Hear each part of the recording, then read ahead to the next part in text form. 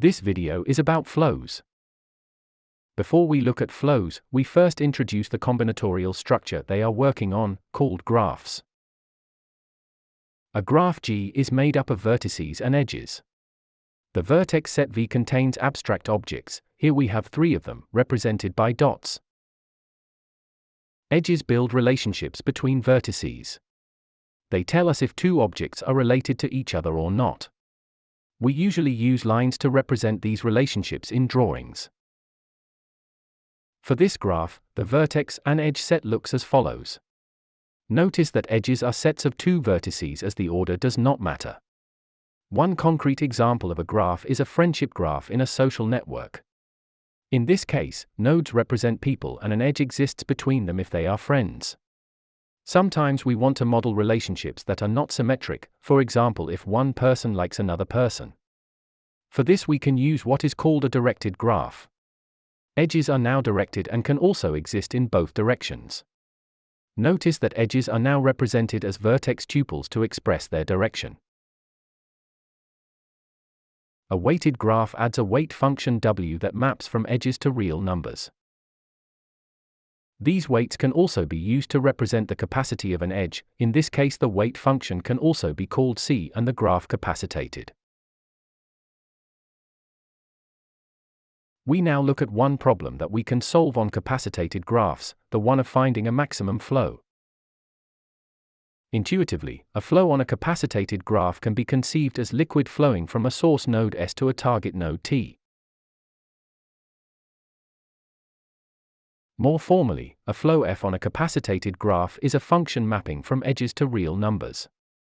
We represent the flow and capacity functions as one number for every edge, the flow on the left and the capacity on the right.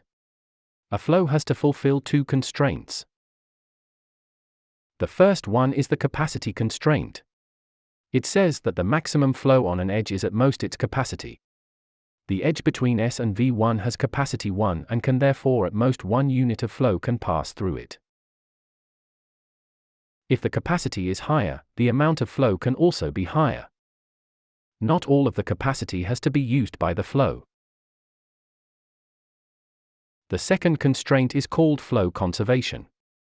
It states that for all vertices except the source and the sink, the amount of flow that enters a vertex has to leave it again completely. We denote within the function that returns all ingoing edges of a vertex. Here, we show them for V1.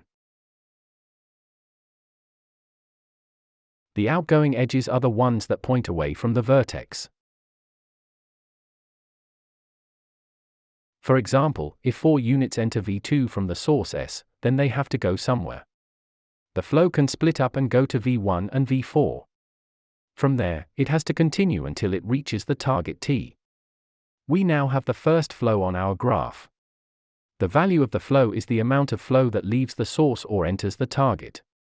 Both values are always the same if the flow is valid. In this case it is 4.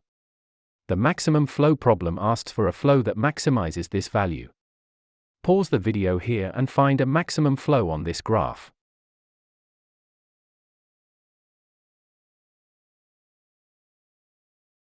The maximum flow problem can be solved via linear programming, so let's look at how to do that next. A linear program consists of linear constraints and criteria that we want to maximize or minimize. Let's look at a flow graph now and deduce an LP for it.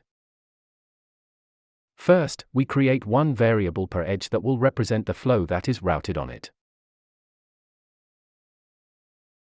We have to ensure that the flow is not negative, so we add this as a constraint to every variable.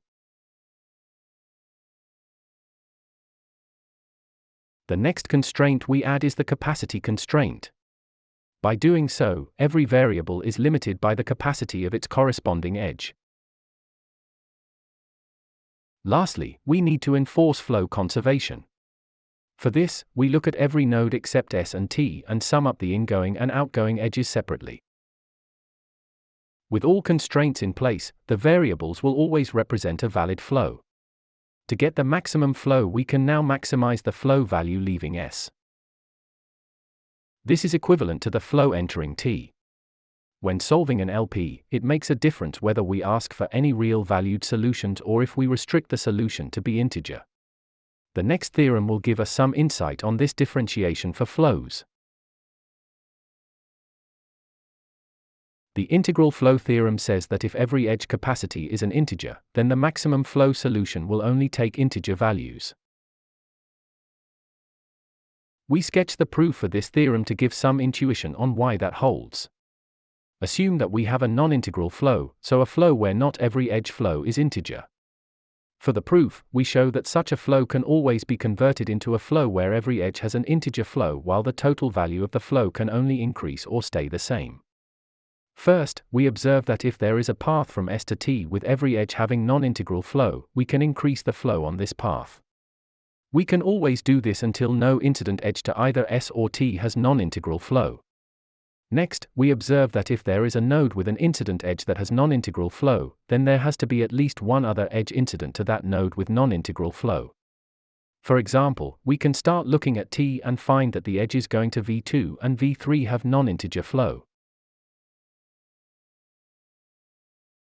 This process continues and we can always find new nodes with non-integral edge flows connecting them until we encounter a cycle. On this cycle we can then adapt the value of the flow by a little, such that at least one edge will have integer flow. This operation cannot change the value of the total flow as either S or T cannot be part of that cycle. With this operation, we can get at least one more edge to have an integral flow. We continue doing this operation until all edges have integral flow. Thanks to this theorem we can always solve the flow problem with the linear relaxation of the ILP formulation and will get the correct result if all edge capacities in the graph are integer. Another approach to solve the max flow problem is to use augmenting paths. Let's look at the example from before and think about how we can increase the total flow in the network. An intuitive way to do so is to look at paths from S to T where every edge still has some remaining capacity left. In our graph, this could be the following one. Once we have such a path, we can increase the flow on every edge by the minimum capacity that is left on any edge. Here, this remaining capacity is equal to 3. Pause the video here and find another augmenting path.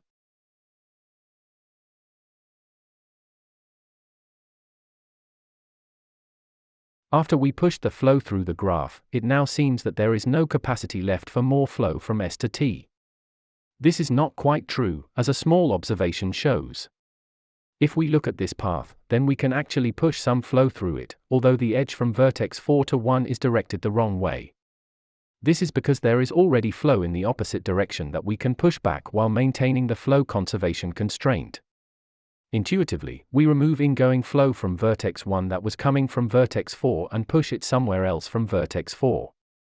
So when we push one unit of flow, we can then remove the flow in the opposite direction. The sum of ingoing and outgoing flow for the vertices will still stay the same. To formalize how much flow can go from one vertex to another, we use the notion of residual capacity. The left part of the term is the flow that can go in the direction of an edge. Note that we always assume the capacity function to return 0 if an edge does not exist. The right part is the existing flow that can be pushed back as we saw before. Pause the video now and find the last augmenting path.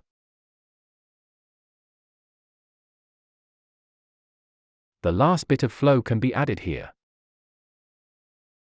With this, we now have our second method to solve the max flow problem.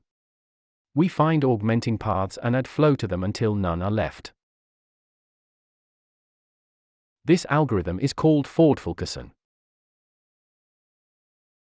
The only ingredient that we are missing for the algorithm is how to find the augmenting paths from S to T. We know where we can add flow by looking at the residual capacity. To find the path we use a recursive algorithm. We start exploring the graph starting with S and visit every vertex at most once. In the beginning the list of visited vertices is empty and we highlight vertices in our example when we visit them. We start doing so with the source vertex. To keep track of the recursion we keep it stack on the right and start by adding vertex S. We then proceed by looking at neighbors of the vertex that share an edge with it. This could be the edge to vertex 1. If this edge allows us to route flow, we can call the recursive algorithm on the incident vertex. We keep the set of visited vertices and continue with the new U. We scan the next edge and find that we can add flow to it, so we go to the next vertex. From here, we are not able to add flow to an edge that leads to a non-visited vertex, so we return an empty path and continue with the previous vertex in the call stack. From here we find that we can push back flow on the edge leading down. We continue the search and go to vertex 4. Finally, we reach the target vertex. When the recursion returns, we append the edges to the resulting path. The max flow algorithm can then add flow to this path. There are no augmenting paths left anymore and we found our max flow. Otherwise we would iteratively continue looking for augmenting paths and add flow to them.